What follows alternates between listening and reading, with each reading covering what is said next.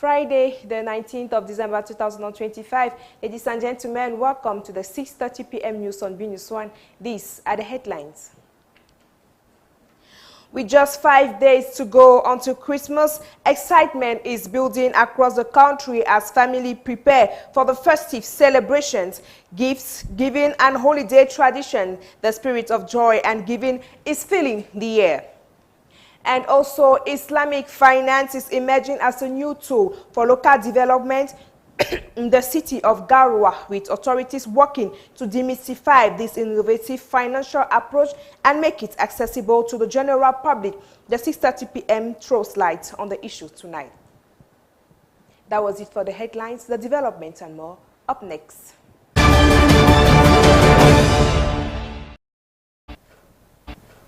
It's a pleasure meeting you this Friday, ladies and gentlemen. I am Jackie Nyebele, your news anchor.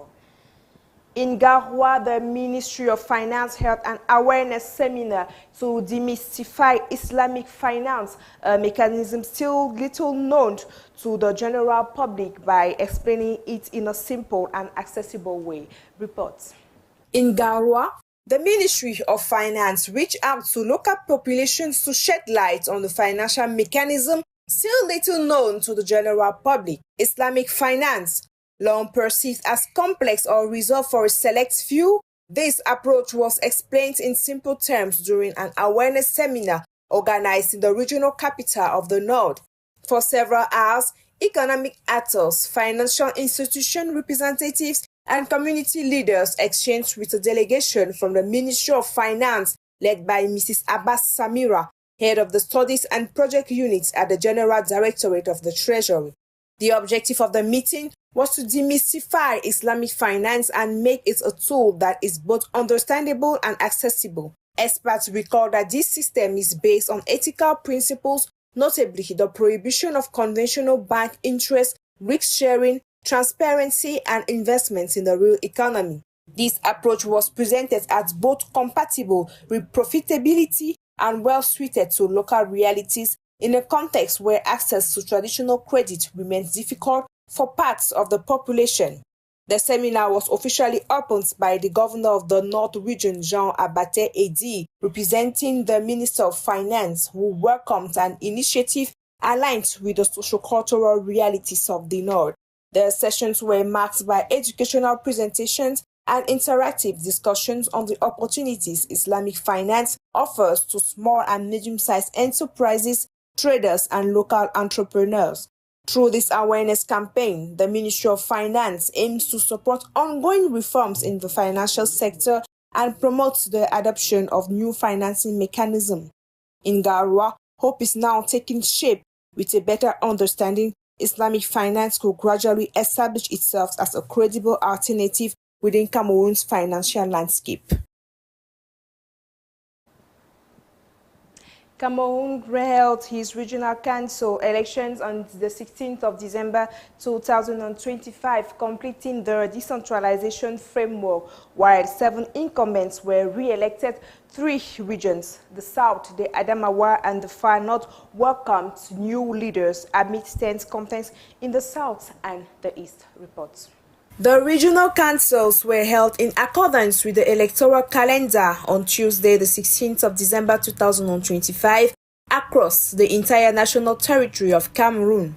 This election, which completes the establishment of the decentralization framework, resulted in leadership changes in some regions, while others confirmed their outgoing presidents. At the end of the vote, 7 presidents were re-elected to head their regional councils, while 3 regions, the South, the Adamawa and the Far North, now have new leaders to steer the decentralization process. In the South and East regions, the elections were particularly tense, marked by strong disagreements among the CPDM militants, some of whom contested the choice of candidates. From the Central Committee to the party, here are the outcomes for the regions. Littoral, Polycarp Banglon has been re-elected.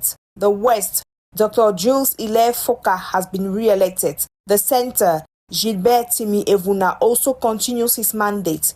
The South, the new president of the regional council is Evendo. The Southwest, no change as Zaché Flango Bakome is confirmed. Northwest, a status quo as well. with Professor Fru Anwafo III returning to office. Adamawa, back under the CPDM, the region chooses Aliyu Issa as its new president. The North, the party opts for continuity with Umbu Usmanu, who keeps his position. The Far North, change takes place with Professor Wukatamte Met now presiding, replacing Namam Jallo. Concerning the remaining regions, it is a status quo in the East, where Wamene Mbele retains his position. It is now time to get to work, as this new mandate is expected to give a real boost to the decentralization process. The populations are awaiting the high expectations. And as the festive season draws near, excitement builds in homes across Cameroon. For many families, the return of loved ones from abroad is not just about reunions and warm embraces, but also about the much anticipated gifts tucked away in suitcases. Between high expectation and harsh realities, these homecomings often reveal a mix of joy, surprise, and sometimes disappointment. Micheline Bilowa and Georges Ebode Famo for the reports. As the festive season approaches, families across Cameroon wait anxiously for the return of loved ones from abroad. Beyond hugs and reunions, these homecomings carry a silent expectation. Gifts, from clothes and electronics to perfumes and chocolates. Suitcases arriving from overseas are often seen as symbols of success. But while some gifts meet expectations, others leave recipients surprised or disappointed. For many, the belief that life abroad guarantees abundance fuels high hopes. Weeks before arrivals, families speculate on what might come home. Yet, reality sometimes clashes with imagination. Limited luggage space, financial constraints, or different priorities mean not every return comes with luxury items. Some beneficiaries express satisfaction, grateful for any gesture, while others quietly compare what they received to what they had hoped for. I think when someone is coming to the country during this period, they always keep you something like the dress, a nice dress, shoes, chocolate, and maybe phone. Yes. Despite mixed reactions, pretendees insist the true value of homecoming home lies beyond material things. They say presents, shared moments, and support matter more than the contents of a suitcase. As families gather for the holidays, these homecomings serve as a reminder that expectations can be heavy, but togetherness remains priceless. And if you are just joining us, this is the 6:30 p.m. news live on B News 1. Still talking about the festive year, December is marked by a dynamic and festive atmosphere. Known for its heightened social, economic, and cultural activities, many parents are busy preparing memorable moments for their families. Despite the challenges they face, how are they getting ready for the year-end celebrations? Find out in the following reports. Before the nativity celebration, the excitement usually associated with the city of Yaoundé is hardly noticeable. Although parents are making efforts here and there to put smiles on their children's faces, not all conditions are in place. This year has been a very difficult one, and we have been battling through the year to meet up with very pressing demands, especially from family members, from children, and so on. As of now, we are approaching the Christmas day, which is a very, very renowned day, especially for children. And children always expect gifts from parents, from loved ones, and so on. Fortunately for me, my children are already adults. I'm looking forward now to grandchildren, how to satisfy my grandchildren. I have bought some toys, I've bought some new dresses to satisfy them at least, while looking forward to have a better 2026. Despite the difficult times they are going through, some parents say that their priority is to make the youngest children happy.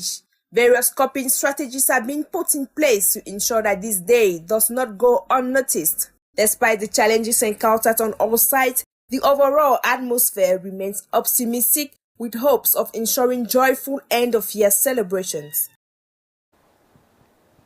Still, as Christmas draws closer, parents are once again faced with a familiar dilemma. What is the most appropriate gift for a child? Beyond the excitement of the festive season, the choice of toys raises questions about education, development, and values. In Yaoundé, some parents are sharing their views on what makes a meaningful Christmas gift for their children. Micheline Biloa. Shelves filled with colorful toys and electronic gadgets. The pressure to please children during Christmas is high for many parents. However, the season is not just about buying the most expensive or trendy toy, but about making choices that positively influence a child's growth. According to parents, toys should combine fun with learning, helping children develop creativity, intelligence, and social skills. Educational games, books, puzzles, and interactive toys are increasingly preferred as they stimulate imagination while keeping children engaged. As families prepare for the festivities, many agree that the best Christmas gift is not just what brings joy today, but what contributes to building a better tomorrow for the child. Now on to the littoral region. Douala, Cameroon's economic capital, is gradually slipping into the Christmas mood as the festive season draws closer. Markets across the city are coming alive with color, movement, and anticipation. But behind the vibrant displays and busy shopping lanes lies a reality shaped by raising prices and cautious spending. Fabrice Kedinga. Douala is slowly wrapping itself in Christmas colors. From the bustling market to Ndokoti and Bonamusadi, the city's commercial heart is beating faster as families prepare for the 2025 festive season. Stores are overflowing with foodstuffs, clothes, toys, and decorations. Smoked fish, rice, chicken, palm oil, and spices dominate the food section, while tailors and second-hand clothing sellers record increased patronage. Traders say sales have picked up compared to previous weeks, even if profits remain uncertain. Indeed, this Christmas comes against a backdrop of rising living costs. Many residents say affording a complete Christmas is becoming increasingly difficult. While some families are stocking up early, others admit they are prioritizing essentials over luxury. Despite these challenges, hope fills the air. Parents are determined to put smiles on their children's faces, even if it means smaller celebrations. Toy sales report modest sales, with cheaper items in higher demand. In neighborhoods across Douala, churches are raising chorals, and street lights and decorations are gradually appearing. Transport agencies are also recording a rise in interurban travel as families plan to reunite in villages and hometowns. Security forces have increased their presence in major commercial zones, reassuring shoppers as crowds grow closer to Christmas Day. As the city balances between economic pressure and festive expectation, Douala's message is clear.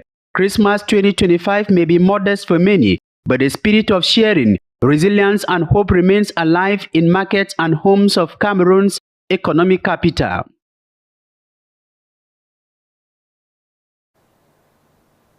As December 2025 unfolds, music fills the streets, homes, and celebrations across Cameroon.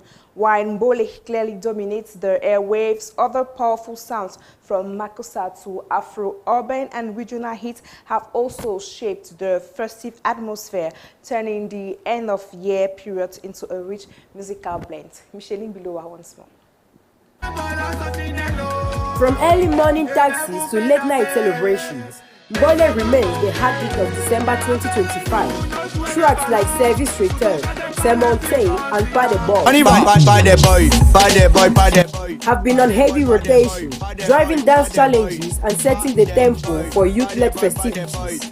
With its street energy, catchy hooks, and raw storytelling, Mbole continues to reflect everyday realities while keeping party moods alive. But December soundtrack goes beyond one genre. Lady Pons made a strong return to the festive scene with songs like Je veux danser and her collaboration with Blanche Bailey, Lève-toi, blending empowerment, dance and celebration. These tracks resonate strongly with family gatherings and cultural events. offering a balance between tradition and modern rhythms. Meanwhile, hits from other parts of the globe also cross borders, finding space in Cameroonian playlists. Ivorian Afro-Urban and Coupé de Calais tracks added extra flavor to end-of-year parties, reinforcing the regional musical connection between West and Central Africa. Together, these sounds shape December 2025 into a season of rhythm and movement. Mbole may lead the streets, but it shared the stage with voices and beats that made the festive period vibrant, inclusive, and unmistakably African. Thank you, Micheline Biloua, for that report. And this is the end of the 6:30 p.m. news on B News 1. Ladies and gentlemen, thanks for watching. See you soon. Happy weekend.